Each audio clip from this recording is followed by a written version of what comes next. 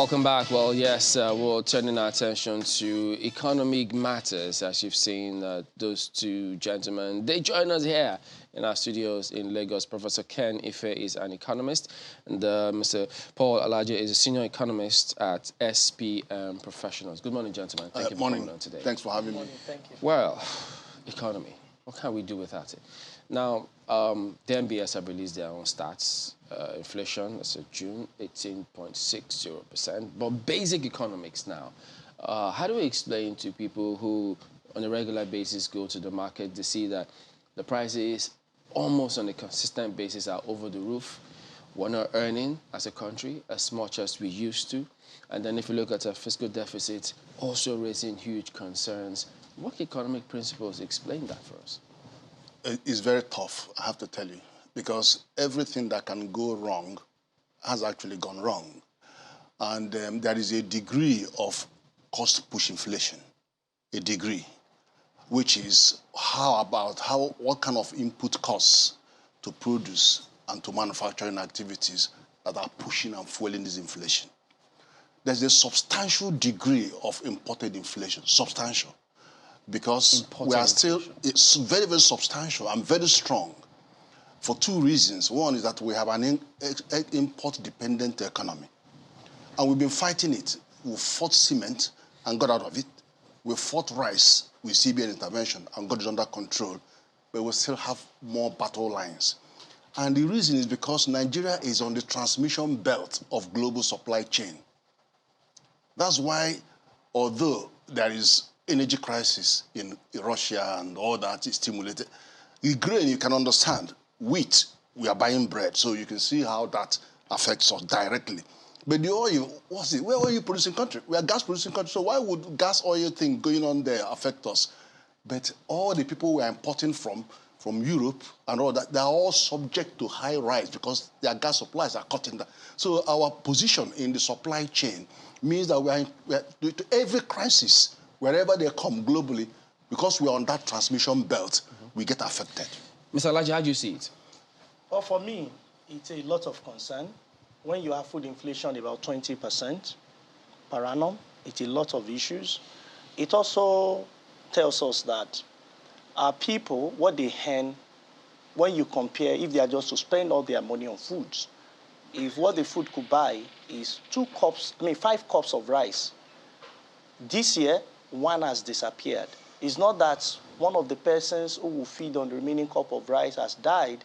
It simply means that you are working, you are hustling, earning the same amount, but the capacity of the money, earning ability of the money has reduced by 20% if you are to spend all your money on foods. But if you look at the number released by National Bureau of Statistics, 18%. It does not mean that what we had last month was better off at 17.7%.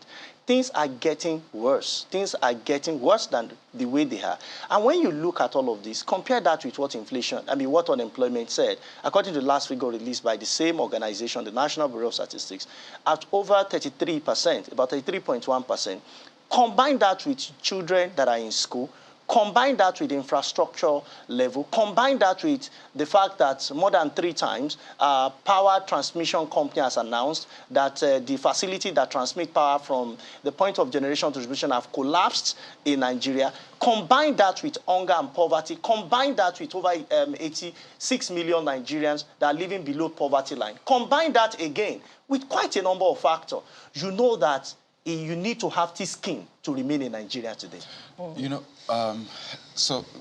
we can talk about these challenges, and that's essentially why we have government or people in power. And this is a part I'd like you to explain. You've tried to break it down, cost push inflation, imported inflation. By the way, if you were to give a percentage of a total, how much would you say of the current inflation is cost push? How much would you say is imported? I haven't even finished saying this. There is demand pull inflation. Oh dear. Because we are 200 million people, you think, but we're actually feeding 300 million people. From where? You put the 100 million surrounding us, Francophone countries, Niger, Mali, Benin, Northern Cameroon, which are Burkina Faso, then Chad. We're feeding all these because of their agroecology. They're having issues. But and then what is critical is that our 1 naira were buying 3 francs CFA 5 years, 6 years ago. Now, 1 naira cannot buy 1 franc CFA, it's 0.8. What that means is that to them, you are Nigeria, I'm in the frontier state, our currency is cheap, our food is cheap, cheaper by 70%. So why do they need to go and kill themselves? Farming what? In dry draft? No. They will buy your food and then they process, and whatever they do, they can sell it back to you or they can export it. But you are so cheap. So, and then let me tell you the competitive position. It is cheaper for them to double their price. If we do something about price, they can double their price at the Kanu, at Sokoto, all that front line. But you can't in Nigeria, because to move 1 ton of any grain from those frontier states down to the south, to Lagos here, 100,000 naira per ton. So you can't compete. I mean, if you increase the price of transportation by 50%, you still can't compete with them because you are 70% cheaper than them. And it looks like... So it's a very, very tough situation. And I'll tell you nothing. World Food Program is buying food because they have to feed 20 million people. So you're not the only one. They're not the only one buying our food. And then you also think about how much support are we giving to the farmers that are actually growing the food. Then, sorry, I forgot. Security means insecurity in the 6 geopolitical zone means that the actual agroecological food, not footprint is shrinking. Because people are abandoning their farms and coming back south. They're abandoning them. And then, so the big farmers we have in the north with thousands of hectares have abandoned them because they were occupied by bandits. Well, Prof, pardon me. So essentially, you've tried to break it down, and I think you're saying that there are diverse reasons responsible for what we're seeing now. And I'd still like to drive the conversation, because I know a lot of times the conversation stops at the bulk of the table of government anyway, the CBN. And I recall during one of the MPC decisions, the CBN had said that, you know what, they want to actually strengthen the perception that... They don't want to strengthen, rather, the perception that the CBN has abandoned its primary mandate of taming inflation. And I'm sure you recall that statement made by the CBN governor. So essentially reinforcing that fact that we're meant to be at the driver's seat. And I mean, all of these things are not lost on government, really. The fact that we're feeding 300 million people, the fact that there's so many issues contending. So again, I ask, in terms of taming that inflation, would you say we have done enough? We are trying. But is that enough? We could do more. We could do more. Because you are not comparing like to like. Monetary policy could have helped us if we were able to control forex supply. Or if you're talking about... There's no way you can control that, because there are 2 lines. Forex is price. Price is a matter of demand and supply, and you keep to look for equilibrium in terms of pricing. There is none. They are moving in different directions. There are no chance of them meeting.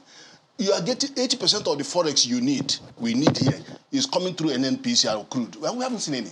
For the whole year, last year, till this moment, they're supposed to be sending $3 billion every month to CBN. Not even $1 has gone. Because they are doing direct swap with the crude refiners. And when they transport, refine, bring back, they say, that the cost of bringing this PMS is higher than the cost of the crude they send to them. And the difference, which is under recovery, is 4 trillion naira. Go and borrow 4 trillion naira. Mr. Laji, as a follow-up to Kade's question, are we really trying, if you consider that very little of this has come up on us as a surprise, the price of the price of fuel was increased unofficially recently. The diesel also went the same way, and the price of aviation fuel also went the same way. So there was some preparation, particularly for our economic managers. So shouldn't there have been a more proactive attempt in the light of these shocks of increase in price of essential commodities? Shouldn't there have been an attempt to check the inflation ahead of the announcement by the NBS? Yeah, thank you once again. I think your question has been answered by the National Bureau of Statistics. If you have tried, the National Bureau of Statistics said we have not tried. Central Bank set a goal of 6 to 9% inflation rate, that is what our economy can accommodate. Globally, what we should be looking at is between 3 to 5%. Central Bank says 6 to 9%. As we speak, we are more than double of the upper limit. at 18.6%. So have we tried? The answer will be no, not my figures, according to the National Bureau of Statistics. So, but do we know that inflation will grow to this point? I think yes. You could see what Monetary Policy Committee did in the last meeting and said, well, we are expecting inflation to go high, so we have to increase NPR on certain basis points to about 13% from 11.5%, I think 150 basis points, from 11.5 to 13%. That was the decision. So, but when you ask, will Monetary Policy Committee decision curtail inflation? Because we are expecting a report again. And my opinion is that MPC should retain NPR because the real cost of inflation that we have today is now beyond money supplies, beyond having too much money in circulation. The real cost is that we are importing inflation. Russia and Ukraine are having war, not in Africa. They are somewhere in Europe, eastern part of Europe. But for every missile that goes off in Ukraine, Nigeria needs to pay more for diesel. What does it mean? Nigeria is one of the oil-producing countries. But because what is under our food, we are not using our brain to convert them to gas in our factory. That is why in January, we bought diesel for 300. This is July. We are buying for 830 per liter. Pardon me, in essence, the CBN can do very little in taming this inflation. Is that what you're saying? It can do parts, but not absolutely. It cannot solve all the problems. So you need Ministry of Finance, you need Ministry of Trade and Investment. When you talk of trade and investment, we are not talking of SMEs. And I think that's why that ministry is getting it wrong. When economists talk about trade, we're talking of international trade. So what is the volume of export? What is the policy that came from Ministry of Trade? I gave you an instance of sugar. We say import sugar. Thousands of tonnage of sugar is what we export. Any sugar you consume, we are not mining. If you look at Sugar Development Council of Nigeria, and you go to their website, and you look at what we did in 2018, 2019, 2020, even in 2021, we were not even sure. In fact, the data was so interesting that the agency said it was not even sure of what was produced in Nigeria. And we keep importing millions of tonnage of sugar into Nigeria. Marpo has got some question for you. Apologies. Marpo, go ahead with your question, please. You know, oftentimes when I listen, I mean, I don't even know where to start because, I mean, oftentimes it would seem that Professor Kenny Faye is always talking about how we need to encourage production in-house.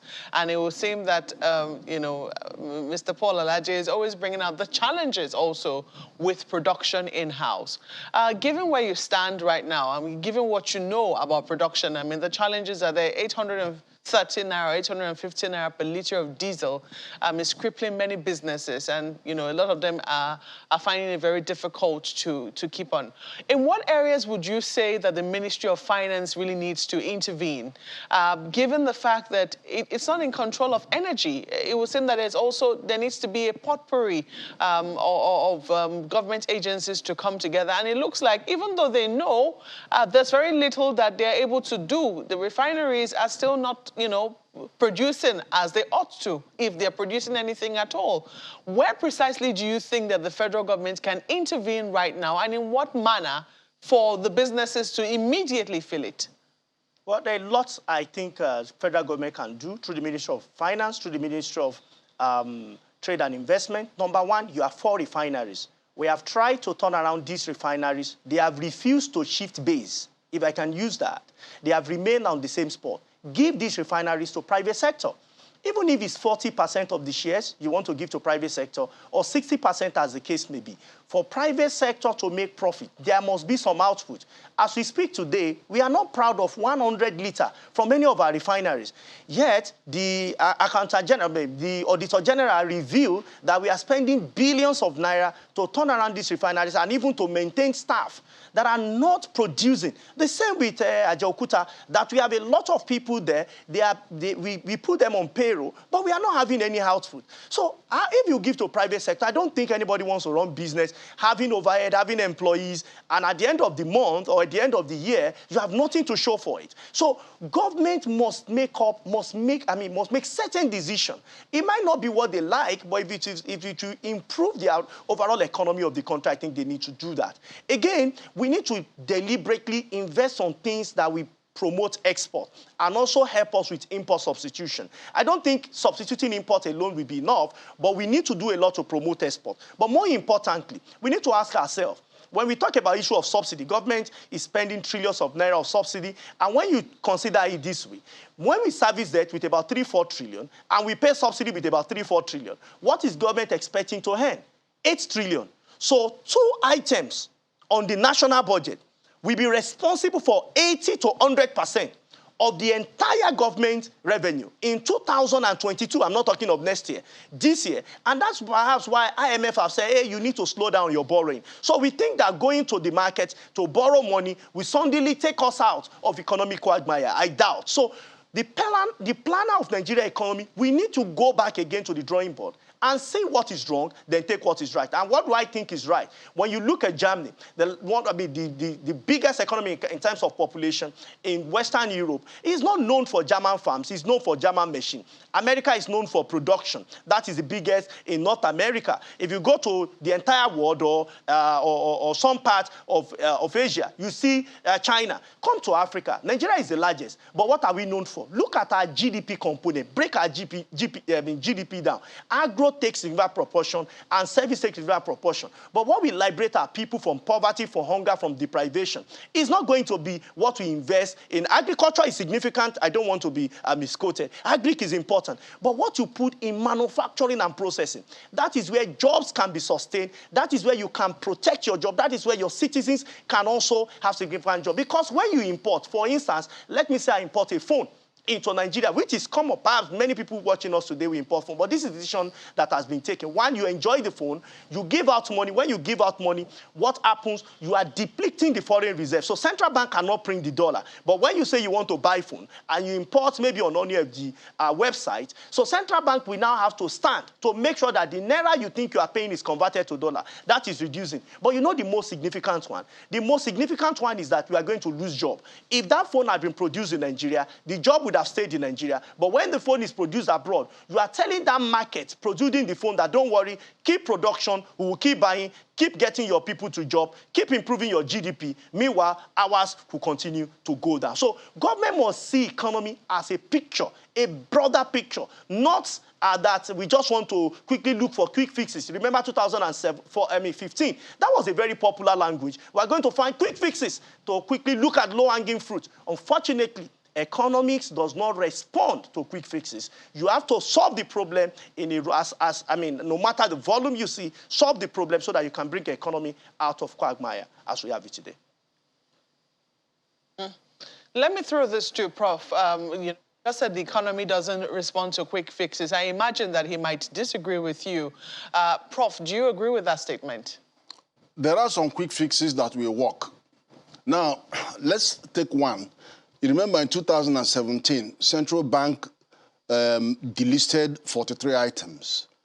And the minister then, of finance then, didn't take my advice to bump up the levy, use the levy instrument to bump up the tax, because we are under common external tariff in ECOWAS. We can't touch those. But we can bump up by using, so to send a message to those key items that we just don't want or want to discourage, no, it's not going to be business as usual. Now, if you look at the trade balance between Nigeria and China, it's over 2 trillion. Buying what? That's not the raw material that our industries need. So we can restrain bumping up duty on the ones that feed our industry. But those frivolous items, we could deal with those. Two, now come to gas expansion plan. Gas is Nigerian asset, not crude. We have over 220 trillion cubic feet of gas. We have a gas expansion plan, which is what we are responding on energy carbon decarbonization. That is our program. Why don't we put a little money to get all the trucks, all the buses, all the major transport systems to change to gas? Just a small retooling of they choose to gas. That will bring down diesel. The demand for diesel will collapse. And then, of course, some fuel. And there are so many generators that can use gas. A lot of them are using gas. Shift to gas. And it will reduce that consumption of both petrol and diesel. Okay. Just a temporary fix. I don't know if it's going to be as straightforward as that, but we need to go to break. But I think I remember that during President Obasanjo's time, the then Minister of Finance, after they delisted some of those items, said, we made a mistake. They relisted some of them afterwards. But we'll come back and talk about solutions. For the person listening out there, what should we be doing? And how do we even identify who can solve our problems? Because it's an election year. We'll talk about those when we come back. Don't go away.